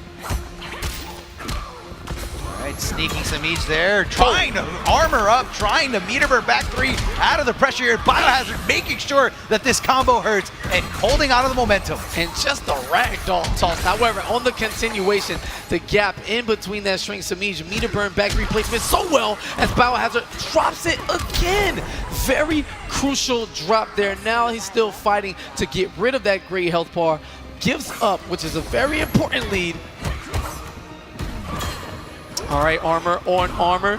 Out of nowhere with the reversal, the Wake Up DP from Samige. Why not? You can look to convert that into about 300 plus damage, but instead Biohazard going to remain patient and meet a red health dashing up. Recovers in time after Samige checks the dash a little too late. There it is, the neutral jump. Not really a punish there, but a situation where you don't get thrown, which is, I think, okay for Samiij. And the neutral jump, knowing that Biohazard looking for the background bounce, and there's the adjustment to the combo. Samiij, the machine, working right before your very eyes. Oh, an overcommitment there on these interactables for Biohazard. He just wants to get him, but catches the landing, recovery frames, and a wake-up DP again. Yeah, he had his Clash active, so why not? Has 4-bar advantage. I like it. Calculated risk from Samiij, and he's going to be okay with giving it up. Sick. Dash up, neutral jump. He just knew Biohazard was going to meet him at the junction, challenged immediately to stay away from those armor and buttons. And Biohazard right back at you. Race to the interactable. But again, that floaty jump from Bane, easy anti-air, one mix-up, and this is going to equal death. But we know how much damage Bane does. If Biohazard can build the meter for that bounce cancel combo, this could actually spell death. It could, never really safe there, but Samiij playing it as patiently as he possibly can. Neutral jumping with that jumping whip is jumping too normal. And, you know, just waiting for Biohazard to hang himself in that situation. All right, thinking about it, momentum slowing down. Samiij looking to pick back up as we are in the losers finals of CEO 2018, the second stop on the IPS Pro Tour Season 2. The champion, the points leader, the man to be awaiting the defense of his throne. Samiij looking to secure this and end this with a 3-0 victory. Not today, meathead. Begin. Does it have the same ring to it? Break the cat, break the bat? Yeah, it rhymes, it's fine. Okay, if it rhymes, it's fine. There's the knockdown on the Bane charge, chasing in and not watching his leg. Big boy stomps. Again, ragdoll toss it to the corner. Great anti-air, and even gets the dash under. So proficient, so recognizable to everything is Samiij. And again, the corner. This man is just an entirely different tier of his own, as he's been here throughout the entirety of this top 8, and he is putting in the work. Biohazard needs to make some kind of adaptation in this situation, needs to figure out what he's doing wrong here. Flipping Samiij over to the other side to the corner, but Samiij does have access, and it's a pretty easy escape there in that interactive. But doesn't need it, instead just waiting for the whiff. Enjoy your suffering. You get you're crazy, right? Even in this situation, I don't know how to feel. I mean, he thought that Samiij was going to go for it. He thought Samiij had the meter to spend. He was going to get aggressive, and it was the wrong call. Yeah, but when a woman tells you that, you know you're crazy, right? It's like, what do you say? You can't have a return Clash pull. It's just you lose automatic. I had a woman tell me I was crazy today, and I'm just lost in the whole conversation. Maybe I should try what Bane does and powerbomb people, but I'm just not as strong. As Biohazard secures that gray health bar, trying to figure things out, armored up, running up close once again, powerbomb plant into the ground. And Samiij a little, I won't say spooked, but a little more reserved here, as he knows he's one health bar away from advancing to the grand final. Wow, home run there, command grab for full screen essentially. And Samiij, a lot of neutral jumping here, just like we saw at the end of the last game. Just waiting for Biohazard to run into the whip, not really trying to be the aggressor in the neutral. Just, you know, just waiting for it right there, jumping back. Because there's not too much Bane can do in that situation. He will take that trade though, and he will drag him to the corner, ragdoll right to the ground, and he saw it coming. He saw it coming. Is this going to be the end for Samiij? Big trouble for Samiij here. Uses the invincibility on the interactable to escape back to the wall. What's it going to be? Debuff. Biohazard now playing the escape game, trying to run away, looking for an opening, and the Venom is back. Now what you want to do, Samiij? What's up? Now, Samiij always a threat when he's got so much meter, you know, that he can do the cat dash, and it will be pretty much over for Biohazard, especially if he doesn't time his air escape right. God, the patience from both of these men, the level of respect so high right now, and Biohazard's gonna take the bait now, looking for that command grab so far, but will he survive? Drops out of the combo, but the backdash gets eaten alive by the interactable swing, and a 3-0 to send Biohazard home in third place. He gives us the, you know, he tried. But he's going to fall just shy of the grand final, where we are going to get the rematch between Tweedy and Samiij. And a very smart move there by Samij towards the end. He knew that Biohazard had 2 bars for the air escape, and instead of going for the regular back 3 in that standard Catwoman B&B, he went for the meter burn back 3, taking away the option from your opponent to air escape once they get launched by meter burn back 3. So Samij all over it, had those resources to use, and came out the victor. A clean 3-0 victory over Biohazard. Maybe a few tight situations there, but for the most part, I feel like Samij was in control. Is Tweety gonna win back-to-back majors? He could. Is Tweety actually gonna do this? He's in the position. We're gonna start the Pro Series off Tweety. Is Tweety gonna win Biennality? Tweety's gonna win Evo? He's gonna win NCR? Gonna win the whole thing? He said it was not season 1, and that was his message. Not only has he delivered on that, he's put the extra stamp on it on top of it as well. There's no denying he might actually be the best, period, overall. Especially if he wins this. I don't think you can question it in this time. I definitely don't think so.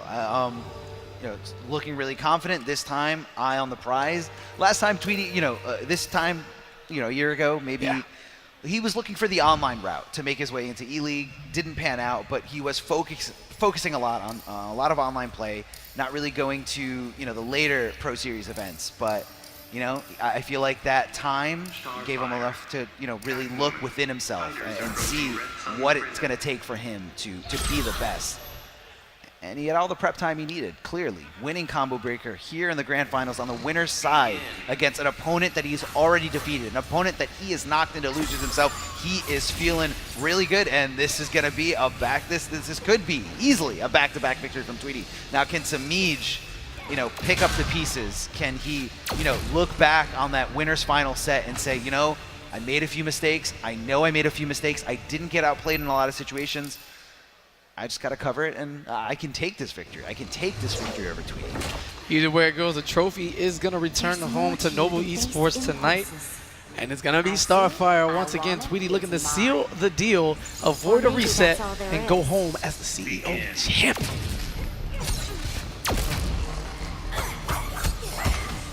All right, first hit has not been awarded yet. First hit so important, giving you that bonus meter there that Starfire has, as you can see.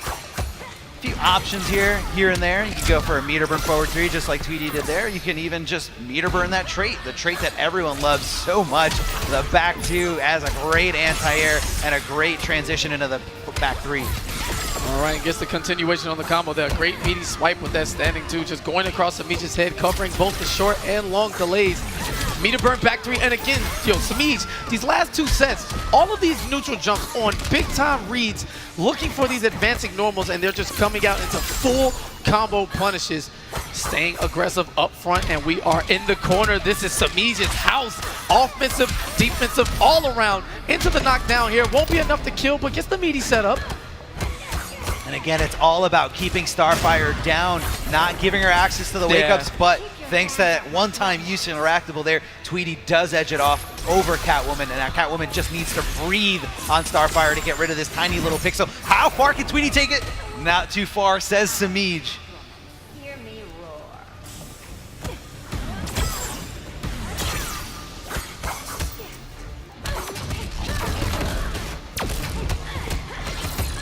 Air dashing over to the other side. I mean, look how threatening Samij is. I mean, Tweety he has the control, but he's playing the space game.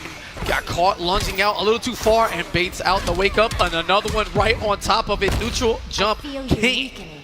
Never underestimate a classic.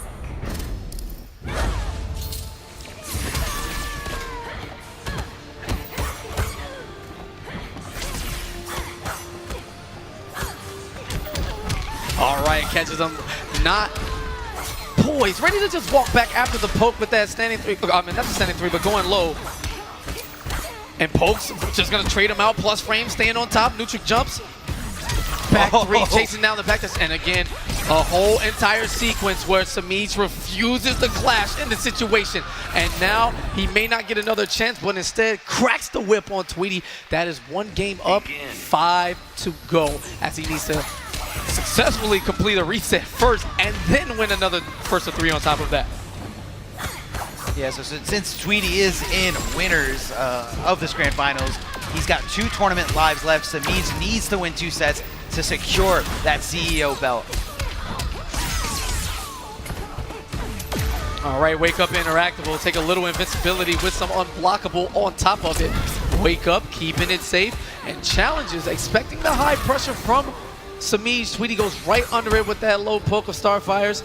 And again, you see the neutral jump? He's not just pressing buttons. He neutral jumps and then he reacts accordingly. It's actually ridiculous. I mean, that's what it is with that neutral jump too. The whip so far away, you can really just kind of hope that your opponent goes into it, but Samiij is a step beyond that. He's reacting to the opponent, just like you said, and Samiij continuing that corner pressure here. This is not where Tweety wants to be. He does have access to that interactable to get him out of there. Unblockable. And a little bit of ice on the ground. Samiij trying to make sure he blocked it before he walked up close anymore. Nice challenge from Tweety, keeping things safe, and the reversal throw for one, shifting positions. Jumping in with that jump in one here, the splat. This is not where Tweety wants to be, especially when he's at a life deficit, and Samiij opening him up over and over again, and the Tamaridian charge gets him out and chases him down with the cat dash. That was crazy. It wasn't actually a punish, but whatever Tweety went for after, Samiij chased him down, and the meter burn back 3. This is an entirely different situation from what we saw in the winners final. A far cry from the mental mistakes that Samiij made across the board. Checking him there with that down 1. You know, it's such a great option against Starfire in that range, because you know that's the button she's going to be going for. Freezing her mid-air. Hair still on fire, though. That's okay. We don't talk about that. It has its own animations. Hard knockdown, splat into the corner, forced to deal with these mix-up situations, but Tweety Stardust into the trait for the pushback. Cashing out on that character power here, pushing Starfire back in the trade with the down 2. Not something you want to do. And hit bounce canceling with a forward 3 here. Yeah, that was some optimal stuff. 456 damage. The little twirl toes chasing him down as he tries to run away from the backdash. So majestic. It's so pretty as Starfire. She just glides across the screen.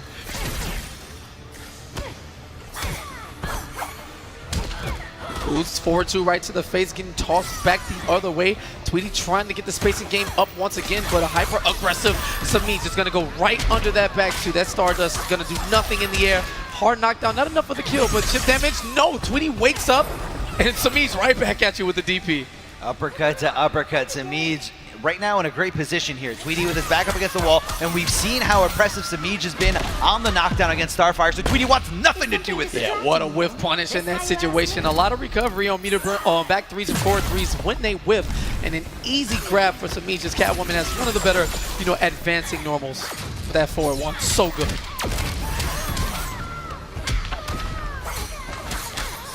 All right, knocked down into the corner. We've seen this story before. How does Samiij decide to capitalize? No, he's just going to play respectful. Blocks it, but the meter burn overhead. This is going perfectly. Ooh. Still not hot enough for you? Oh, both of them just punting at each other like it's nobody's business. Big whip of the crack to go to the corner. Other way, we back up 1-1. No health, no meter, no clash, just raw fighting games the old school way. And no punish there by Tweety, letting Samiij get away with it, but the meter burn back 3, this should be enough. The air escape, what's going to be the situation? The Tamaridian charge. Sir Tweety finally on the board in this set, not trying to take this so lightly. Would it happen any other way? I mean, of course, they have a flair for the dramatic Tweety, as we saw, early in the tournament. Going down, he's been in 0-2, down 2-1 situations. He's been able to run it back throughout the tournament, staying in the winner's side. Just trading back and forth with the down 1s, trying to get something going, trying to get something started here. Both players, and Tweety just pushing away, and Samiij dashing his way forward to his offense, to the opening. Meter burn back 3, Tweety trying to keep it safe. A great universal option from every character. And here's the interactable explosion, not gonna be there, but what a drop here, chasing down the Tamaridian charge. Not a punish, but Tweety was trying to do something but block. Oh, and the cross-up, very ambiguous. And Samiij looking to close the door on set 1 and force the reset here. The quest for the title gets closer and closer. He can probably taste it now. Backing off, and Samiij keeping his composure, not going with a backdash because he knows this entire set, Tweety's been doing a great job of just chasing it down. And that backdash is probably one of the best defensive options that Catwoman has. Right, trading stuff in an interruption now. He's been backdashing and blocking for the most of it. Let Tweety get extremely comfortable and throwing out that string, and now has the confidence to try to open it up and attempt it. Successfully done so. Gets Tweety off of his clash, and he doesn't have much in the department of meter as well. Oh, sick, the evade. That was too nice. Going under both the Stardust and the character power. Gets the bar for the Cat Dash meter burn, and one guess can lead to death. But we're just gonna have to wait for a little bit, maybe 5 seconds. Hold on, the reset is coming, I promise. You promise? All right, everyone, KP promised, but Tweety is trying to promise something else. Not gonna let Samiij take it so easily. Slams him with the unblockable interactable and just catches him not blocking right there in that perfect situation. But here we go, one combo away, the whip of the Samiij going into the reset. Look at him, he's bouncing. My man is focused, he's not shook. He ain't gonna look at his phone for what? There's nothing right there anyway. And Tweety, look. A little crack there? How do you feel, Tweety? Not even close. Makes a little smirk there because he knows what's happening, but again, this is still a fresh slate. He's proven that he can beat Samiij as he did so in the winner's bracket, but Samiij right back at it, carrying on. Pretty decisive 3-1 set there, but again, Tweety taking his time, trying to meet him in the air. You're seeing neutral jumps of his own, not taking too many risks, and going for the more guaranteed Stardust cancels in the trade so that Samiij can't counter poke in between it. There you go, Tweety looking like a great, look, this is a whole new set. Really, Tweety needs to leave the past in the past and make it happen here. But Samiij, again, trying to hold on to the momentum. Same side. Doesn't matter. The corner is the story of this grand final set. But will wake up armored throw. Not sure what's going on. Yeah, Tweety's just going to get rid of all the interactables. Doesn't want Samiij jumping around like a madman. And the marbles, you know, Aquaman can clean that up later. They'll be fine. A very interesting conversion here. A little bit of a drop. But Tweety, I feel like almost a waste of 2 bars, especially with the down air escape. And the check, big confidence on the read there with the Cat Dash and the early clash coming out from Tweety. Samiij just gotta love his positioning and what's going on here so far. He gets one touch, he has the meter for the Cat Dash, and Tweety's walking back, inching ever so closer to the corner, which has been his domain. And I'm gonna keep drilling that down your head, man. It's just so much of his offense as he eats a face full of water. Cool off, baby, cool off. Limited supply of water here down in Atlantis, but you only get one chance of that interactable, and Samiij knows it's no longer in the picture. He's got the offensive here and hits the Tamaranian charge. And that is gonna be death, and Tweety with the quick restart. And you can see the people in the crowd going hype, fist pumps galore. They want to see the young man defend the state of Florida. And Samiij, again, so much momentum, currently 4-1 overall, counting the reset, and Tweety is falling apart at the seams. We are already in the corner, going for the low. Great meter burn, back 3. I feel like he's kind of holding on to that resource in the corner, the interactable. He wants to make sure there really is no true corner here, and he's sticking with this stage. All right, patience. Bozeman throwing out feeler buttons to see exactly where they are. The dash forward, this time Samiij being a little bit more patient so he doesn't get armored through. And Tweety with the safe stuff. Straight to the face. Yeah, and he's going to get punished for it. Opened up. Read like a book as Samiij just clearly calculated here. Again, stopping the wake up, stopping everything that Starfire's trying to do. It's just kind of like an option against a lot of multiple options. Starfire needs to reevaluate what she wants to do in the corner. Yeah, and Tweety getting a little too wake up happy. Samiij's meaty timing on point, denying it. These are not invincible wake ups. They are not going to fly. But keeping it safe with the meter burn on the hair flip, expends all the bar he can in order to get that kill. And it's a great decision this time, but stop on the Cat Dash read. All right, getting rid of that first marble, and actually got some unexpected damage there. Samiij did not block it, possibly trying to avoid it altogether. Not worth the risk, if you ask me. I feel you weakening. I can't be tamed. 2 bars to 2 bars. Samiij, Tweety holding on to that last bar because he knows how much damage it's going to take, and he knows if he just can keep it unclashable, he's going to be in a great situation. All right, and catches him on the challenge. He's going to get his down one out first. Negative frames coming into play here. Running down the twirly toes from Twinkie, trying to follow Samiij, but again, that neutral jump. Keeping everything safe, looking for the big time reads. More patience. dashing forward, possibly trying to chase down that backdash, but Samiij gives him the neutral jump instead. And trying to find his way in, trying to find his opening, especially because he's got a bar to Tweedy's no clash, no bar, no resources. Wow, and doesn't commit. It's Samiij not expecting it to hit in the meter burn back 3. Although he expended the bar, very fortunate for Tweedy to get away, and Tamarani in charge to the face. No escape for Samiij as Tweedy stops the bleeding. Back on the board, 1-1, and now the shift. Who responds? I feel like the person who wins the next game is going to win the entire tournament, but we'll see how that works out. I mean, it's a huge momentum shift here. Samiij in complete control in the grand finals so far up until this very moment here. Now it looks like Tweedy trying to take it back, trying to put it back in his corner as he ties it up 1-1 in this final set. This is the final set no matter what. Both players on their last tournament life here. A lot of pressure on the line here. Trading those down ones, and Tweedy getting that overhead to connect and getting the momentum here. Tamarani in charge, and a very great throw by Samiij, recognizing that Tweedy is not really the player to back off when he's, at negative. Yo, 3 hits of armor on that meter burn interactable. Will take a ride through the carnival. Oh, wow, a very crazy situation there. Jumps over, retains the plus frames, but Tweedy's still going to be patient. Nice chase down of the backdash. We are getting to the 3rd and 4th levels of Yomi here with the reads.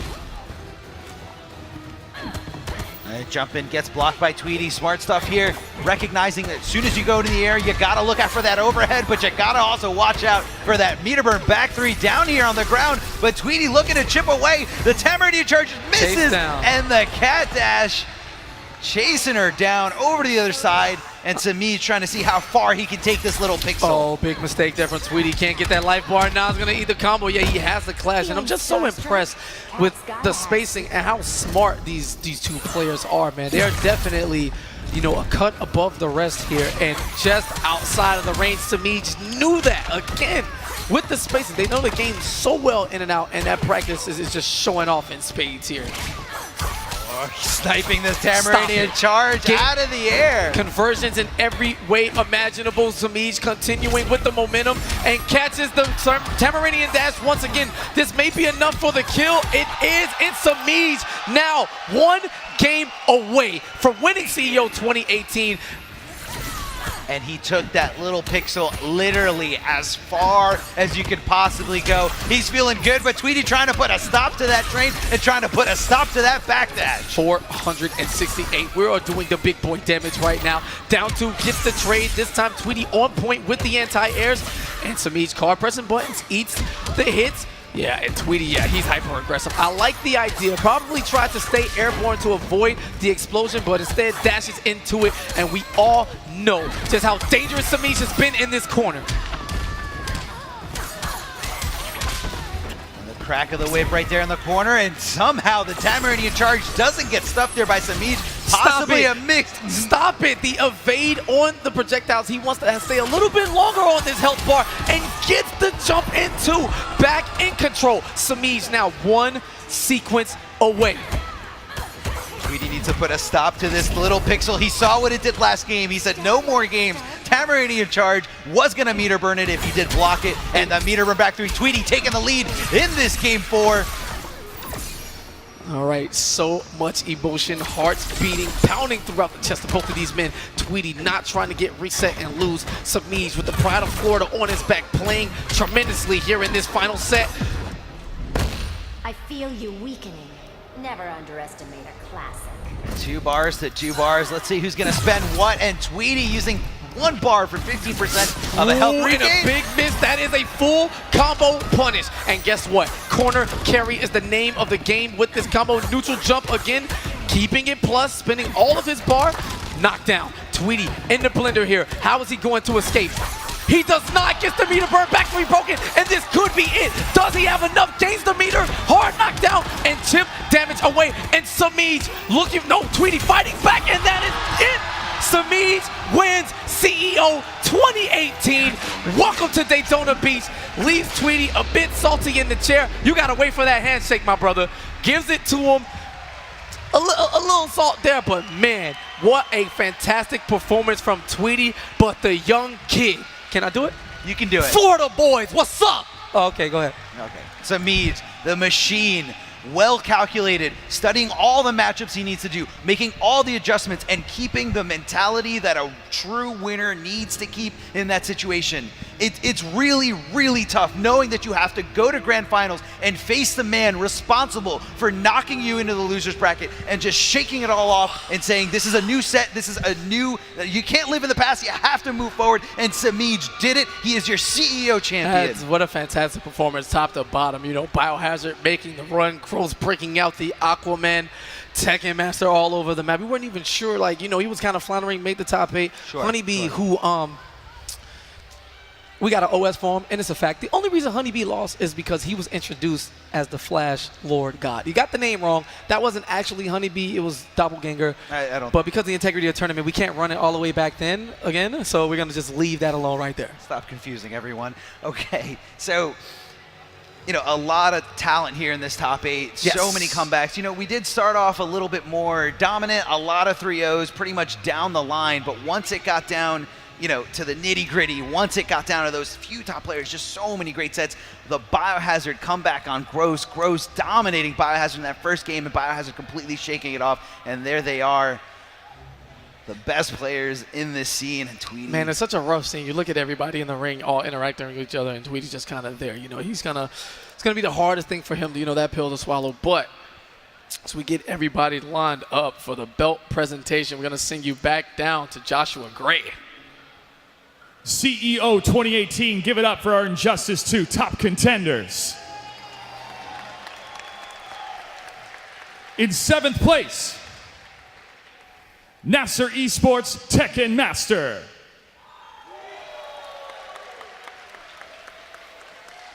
In 7th place, Beast Coast Honeybee.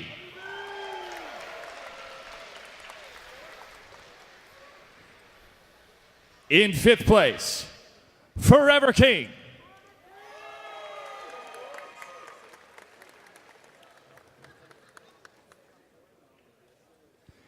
In 4th place, DR Gross.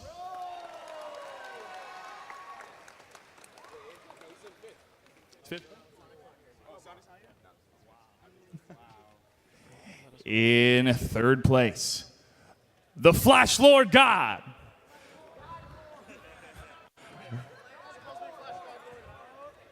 Beast Coast. Biohazard.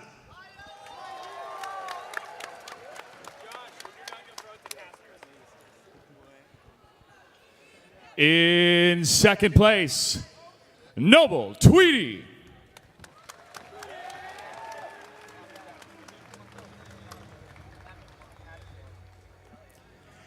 And in 1st place, Florida's own Noble Samij.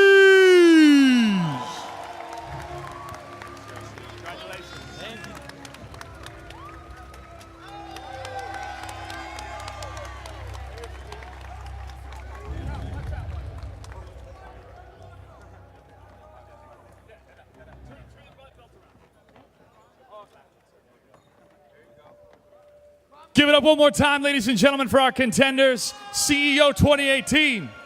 You've been phenomenal. Commentators, take it away. All right, so we saw Samij, you know, with the belt upside down. He didn't know, but then he figured it out. Adaptation. That's how he won the tournament. That's it. Facts. That's He's just it. a god. He was just trying to simplify it for everyone at home. Like, Yes. this is what I did. I was fighting Tweedy upside down, so I Yeah. just flipped it around and decided to win. Also not pictured there, Sonic Fox also getting 5th place. He's out playing other games because, you know, he's Sonic Fox. But, yeah, great. Congratulations to all the guys, you know, putting on the show for sure. Bane, just that was my highlight. I love to see it so much. And, you know, to see Florida defend the turf. Samij definitely been knocking on the door for the longest of times. We saw him fall so many grand finals over the course of the year or year and a half since Injustice has been out. And it's great to see the young man finally put the stamp on it. So, Sure, definitely. we'd like to thank everybody for tuning in, man, for the folks here at CEO 2018 Live in Daytona Beach, Florida. This has been CEO Second Leg. Vianality up next. We will be taking the trip to Austria for Darth Arma. I'm Katana Prime, and we will see you next time.